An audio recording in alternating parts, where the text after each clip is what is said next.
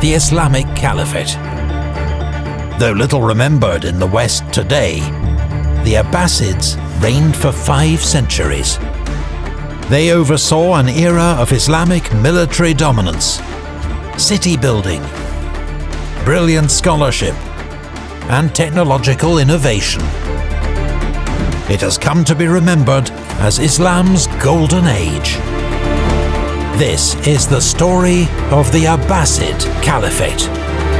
In the Arabian city of Medina, the Prophet Muhammad lies dead. His followers, professing the new religion of Islam, sweep across the Arabian Peninsula, uniting it under the rule of Abu Bakr, the first Caliph, God's deputy on earth.